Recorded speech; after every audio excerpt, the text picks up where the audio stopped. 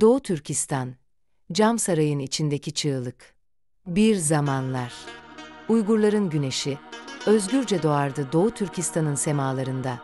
Çocuklar sokaklarda oynar, analar türküler söylerdi.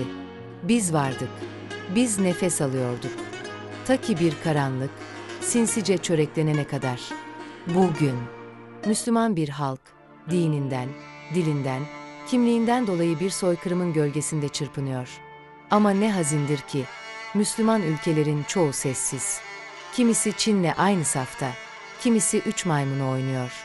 Birçok diktatör, zalimin yanında saf tutuyor. Mazlumun değil, Uygurlar için üzülüyoruz. Ama elimizden bir şey gelmiyor.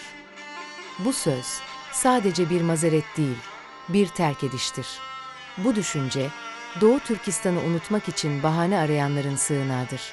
Ama biz Uygurlar öyle düşünmüyoruz.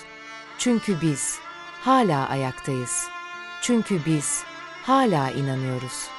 Ve çünkü biz biliyoruz. Zulüm payidar olamaz. Nazi Almanyası 6 milyon Yahudi'yi katletti. O soykırım, 2000 yıl vatansız yaşayan bir halkın vatan sahibi olmasına vesile oldu. Peki ya Çin? 2016'dan bu yana sessiz, görünmeyen bir soykırım yürütüyor. 1 milyona yakın Uygur ya yok edildi ya da kayıplara karıştı. Toplama kamplarında iman işkenceyle sökülüyor. Diller susturuluyor.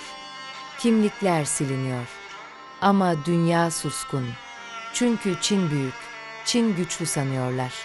Oysa hatırlayın, Sovyetler Birliği daha büyük değil miydi? O dev nasıl çöktü? İnsana değer vermediği için. Çünkü insanı hiçe sayan her sistem, kendi mezarını elleriyle kazar. Çin, bir cam saraydır. İhtişamlı görünür ama kırılgandır. Bir taş, bir sarsıntı ve her şey dağılır. Çin Komünist Partisi bir parti değil, karanlık bir yapıdır. Sadece Uygurlar değil, kendi halkı bile nefes almaktan korkar. İnsanlar dijital bir kafeste yaşıyor. Dış borcu 3,1 trilyon dolar. Elektrikli araba üreticileri zarar içinde. Yüzlerce fabrika çoktan kapandı bile.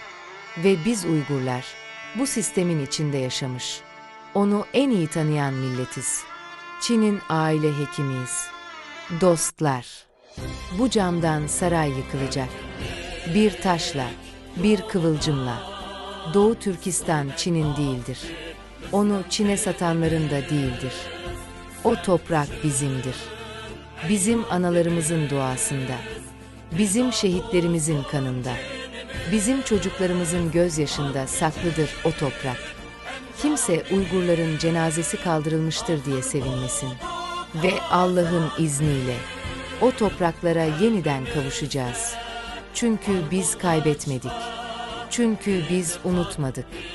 Çünkü biz Uyguruz. Ve hala buradayız.